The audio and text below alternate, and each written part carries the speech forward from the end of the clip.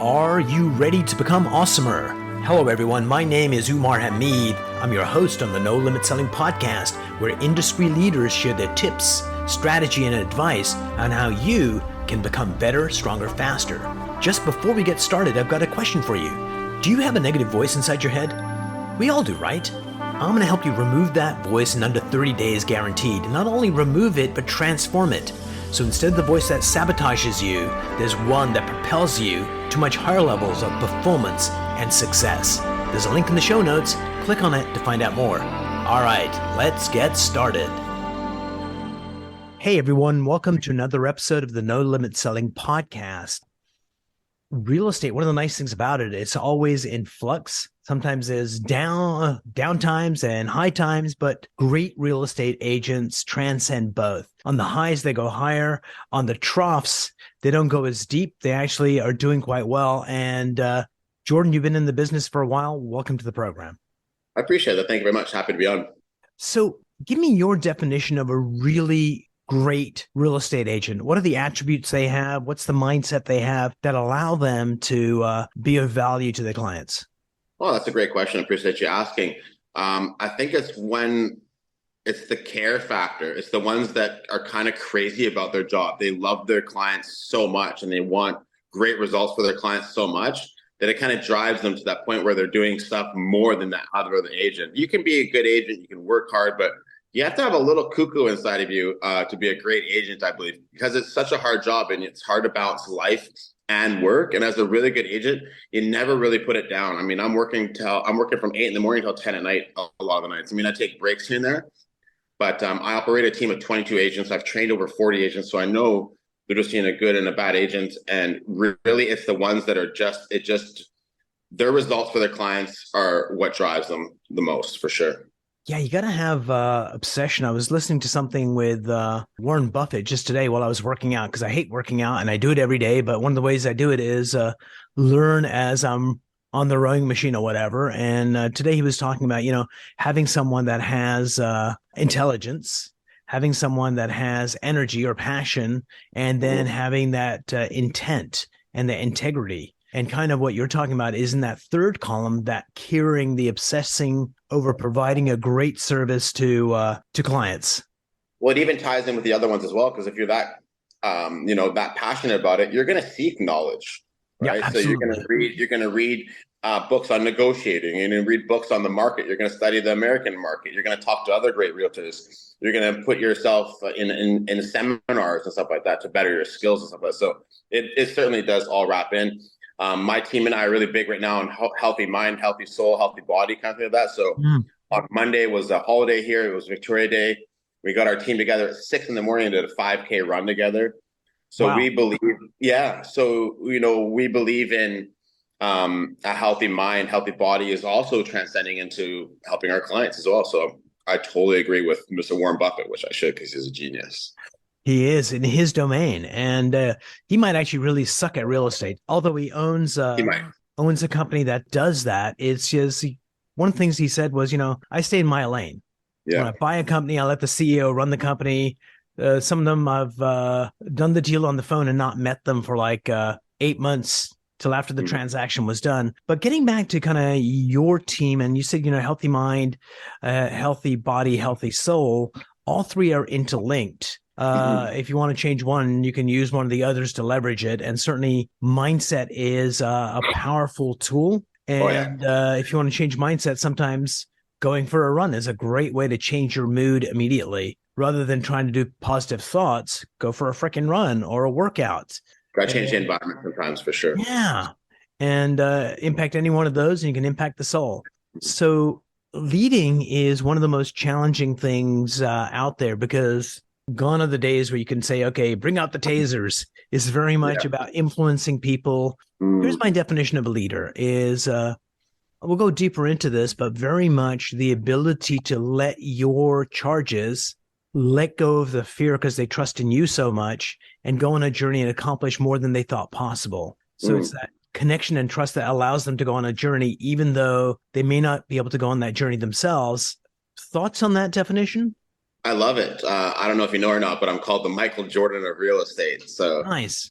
And I don't say it's sold, I say it's swish. But to dig into that a little bit more, the reason why I'm known as the Michael Jordan of real estate is not because of my successes or because my name is Jordan, although that was a little bit of a play off words, but it's because of his work ethic. Michael Jordan is a champion. No one can argue that, but it also his leadership, and he leads by example. Like I said, I have 22 agents on the team, and I'm the first person in the office a lot of time. I'm always available. I try and outwork them. I have not a lot of people on the team have 2 kids and a dedicated family where they have to spend time with that as well. I also coach my kids' football team. So I lead by example, kind of showing them the way, giving them confidence, and I don't sugarcoat it. It is hard. I show them my struggles as well so that they feel comfortable about it. And I'm really good at positive reinforcements. I've been a manager for a long time, so I'm really good at seeking first to understand before being understood. Nice. When I want to give someone some corrective criticism or constructive criticism, I will always, hey, I really love how you did this. I love how you did that. That was really intriguing. I thought that was interesting. What I saw here was, and I think it's intriguing how you did it. I think a better way might be, or X, Y, Z. So I love leading. I think I learn a lot from coaching. Yeah. So I'm a student myself. So when I am leading or training or coaching, it's really from a place of love and caring and stuff like that as well. But I totally agree with the leadership aspect. So the other thing you mentioned as you were chatting about leadership was showing your areas of vulnerability and weakness.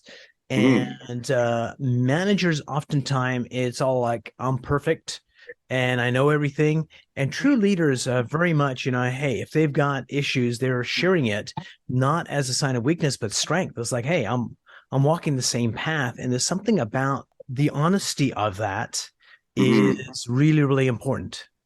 So true. What comes to mind first is every single day, your brain is meant to protect you. We all wake up in the morning and your brain says, stay in bed. Today's going to suck. Oh man, how can I wiggle out of this meeting or whatever, right? So I don't want to go to the gym. I'm a little sore. Your brain's meant to protect you, changing jobs, changing home, anything like that. So again, what I'm getting at is every single morning I'm listening to Tony Robbins or, any of these Jordan Peterson, things like that. So I guess what I'm saying is I listen to strong, motivational mental stuff in the morning, and I share it with my team because I want to show them that, hey, even myself, I've got to check in every morning. This is not easy for me to do. The brain still speaks in my ear as well. Hey, don't go door knocking. Hey, don't do this. Hey, you don't have to make these calls tonight. Hey, just, cancel that meeting. You're tired. You can reschedule for tomorrow.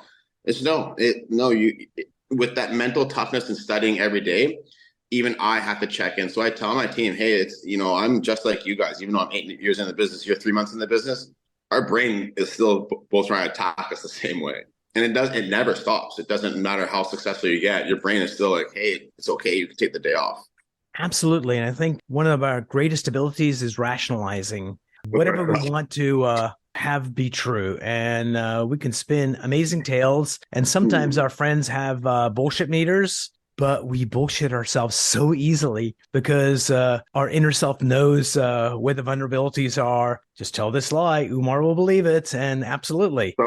So funny. I mean, it's a sunny day out. You're like, oh, it's a sunny day. Just take the day off. It's raining. Oh, it's raining. Take the day off. It's like, it doesn't matter what it is. Your brain's like, yeah, you're good. You know what I mean? So the first thing I do in the morning is make my bed. I love that, making your bed. It's that first decision in the morning where you're not doing something that you want to do, even though it's so easy. You've made a mental decision. I'm making my bed.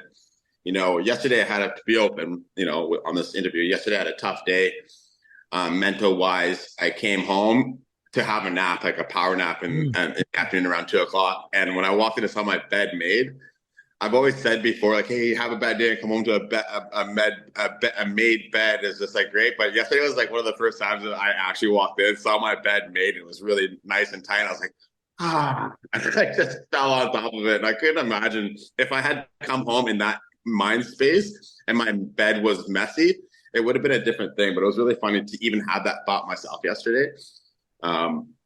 Let's break that down. If I may, I was talking with a colleague yesterday, and he told me something I never heard before. I thought it was intriguing.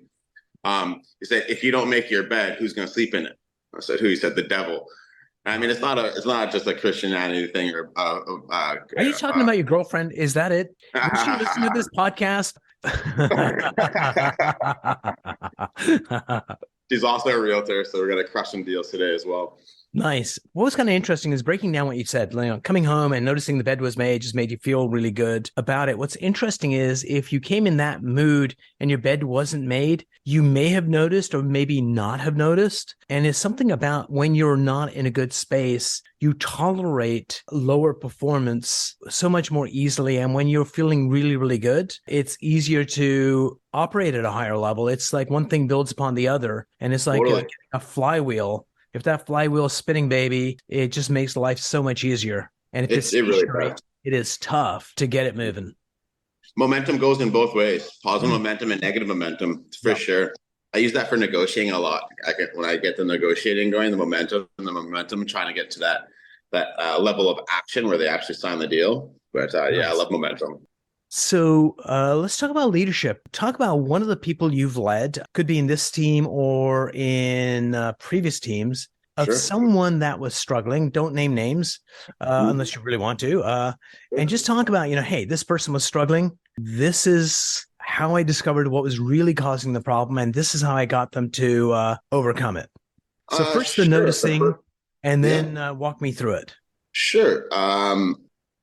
The first person that comes to mind is a gentleman who had been on my team for about 2 years now. He's now a manager of the team, doing very well for himself. We call him TikTok. So if you go on TikTok in British Columbia and you swipe 4 or 5, 6 times, you'll certainly see him. He was a plumber before he was a real estate agent. So no real sales training, no real anything to do with real estate, real hands-on guy, but super authentic. Just a real guy. I mean, one of those guys that can have messy hair and it just looks like it fits on him, right? Like a Brad Pitt kind of guy, okay? Really nice guy. But I'm bringing him up because it's not like I made him. It was so inside of him already that it just needed to be drawn out, and it just was like lighting a fire. Because once it started going, it was going. And he liked my authentic kind of style of the way I do videos, where when I do videos, I feel like you feel like I'm talking to the person. I don't feel like I'm sugarcoating stuff. You don't feel like I'm sales breath kind of, trying to mesmerize you. It feels really authentic and grounded and organic. And he ran with that and went with the TikTok platform, which is kind of like a raw platform. I find Instagram is one thing, Facebook's one thing, and TikTok's that wham, bam, in your face. And it just, people really resonated with him. And I think he's up in around 12,000 organic followers right now. Wow. But with him, it was, I love being able to train different people and have different, and pull what's out of them, right? So basically with him, I just kept him organic, showed him the work ethic of putting out lots of videos every single day on different platforms, doubling down. And he's really done really great on immersing himself in the finer details of real estate. So within just 2 years, he's understanding bond markets and all this and how they work together, and stretching himself from northern BC and all over the map, doing commercial deals, stuff like that, doing land assemblies, doing pre-sales. So this one gentleman went from being a plumber to being a phenomenal realtor within 1.5 years, 2 years. And it was all a lot on his own accord with just being an organic person, which is really cool. And being able to portray that message. It was really, really nice. Nice. The only thing I'd challenge on what you said was he was a plumber, man. Those guys like, do you want sewage all over your basement or would you like to buy my service? They're like masters. Just no. Kidding. Yeah, no. Sure. I mean, that's what leadership is, right? Is noticing what the potential is there and helping that person tap into it and become the person that we're always meant to be. Yeah, what I'm finding interesting right now is I'm coaching football for the first time, and my son is 6. Nice. So you're seeing kids that are really timid. You're seeing kids that are active. You're seeing kids that are distracting other kids. You're seeing kids that are a little cocky, maybe. They need to be toned down and be more respectful. But it's really cool seeing that ground zero of skills being developed. And they really look up to me. And I find that just now that I'm talking to you, I'm having this thought that when I look at the whole team as a general, what it is bringing up their energy, making sure they're positive, making sure they're in a good headspace where they can be themselves. It's not even really the tools or the skills that you're teaching them. It's creating the space and environment for them to find themselves, which is really, really cool. Because I find with the kids, If they're in a down mood, you can't teach them anything. But as soon as they're up in an up mood and everyone's focused and looking in, their brains are just so receptive. And, talking to a lot of people, it's those defining moments in early childhood when it's about teamwork and stepping up and being selfless and doing it for the team that guide them to build amazing lives. It really is. It's one of the greatest joys of my life right now. It's awesome. I'm loving it. So I did this keynote speech for the Boy Scouts of America. This was actually at their headquarters in Dallas, and you've got like 1,000 folks from all around Boy Scouts worldwide. And since then, I've been attuned to the Boy Scouts. And one of the things is you read biographies like from Keith Richards, who's basically a stoner. And in his book, right at the beginning, he says, I just want to thank the Boy Scouts. Like what they taught me helped me in life big time. And that's what football is. And that's what providing leadership training very young just changes the direction of someone's life. It really does. Yeah, for sure. Yeah. Teamwork makes the dream work. Yeah, absolutely. So who are you grooming to take your position? You've got a team of 20 some odd people. Is there someone on that team that you're kind of thinking, I'm going to groom this person to step up? Not yet. You sound like ask Michael Jordan. Hey, Michael Jordan, who are you grooming to take your position? He said, take my position. You're crazy. But actually, you're not Michael Jordan. You are Phil. I will admit it right in this interview. My problem is handing the ball off. I hate passing. I hate it. I will admit it. That's why I like football. Give me the ball. I'm going to the end zone. There's no passing. Nice. Nothing like that. No, we had about 18 members on our team. We've jumped up to about 22, 23. Our goal is to get to about that 50 agents. We do want to be one of the largest, or if not the largest real estate team in Canada. My partner who owns the team with me, Team Zubor and Associates, Sean Zubor, owns the entire brokerage of Stonehaus Realty. We were with RE/MAX before. We left RE/MAX, started our own brokerage last year or the year before. We were Canada's fastest growing real estate company. We have now about 450 agents that work for our brokerage. We have 3 different brokerages. We'll be going Canada-wide. So I feel like I'm a snowball within a snowball. But right now I'm focused on building tiers within my team so that we can have better retention and leverage that way as well. So just to understand correctly, you're a snowball, but you're not flaky. Sharp. No, definitely not flaky. Definitely not flaky. So Jordan, tell me about, you've got a new initiative that you're going to bring Thank you. A new initiative into British Columbia and beyond. Tell me about that. Thank you very much. Really excited about it. It's called searchpresales.ca. Very easy, searchpresales.ca. We have the domain, we have the website set up right now. We're going to be tweaking the website a lot. That's what I'm focusing on the most. But it's basically a one-stop shop for pre-sales. If you ask people right now, not a realtor, but a regular, buyer, where would you go for pre-sales? There's no real place to just like a website to just go for pre-sales where all the information is on there and it's very transparent, like a chat bot on there. All of the interviews with the developers, past products from the developers, official community plans within those pre-sales so you can see what's coming up in that community. All that kind of stuff that we're going to have avenues for property managers on there. Once a month, we'll be throwing like a gala at a hotel or something like that, where we're actually going to bring the developers down there. So we're going to have all the pre-sales set up and developers or people from the sales center down there. But really, I want to dial in and make it a one-stop shop for pre-sales. So we have searchpresales.ca IG page, we have Search Presales Facebook page, YouTube, everything. And I'm just dialing on a wholesale pre-sales shop for the BC area, and it will be Canada-wide because we have searchpresales.ca, so we'll roll it out all across moving into next year. Brilliant, because it's all about meeting the future. Creating the products and the tools that are ready for 3 months out, 6 months out, 2 years out, 3 years out. That's what leaders do. Well, what I like is the fantasy. Find a need and fill it. Yeah, absolutely. So what's that one area that other than not handing over the ball, what's that one area you're working on to get Jordan 2.0? Easy peasy. I have it right on my wall right here. Proactive thoughts. I want to be more proactive. I find right now in my career, I'm being too reactive. I'm looking at the 1 month, 1 week, 1 day. I don't find that I'm planning for August or September or November, December, January.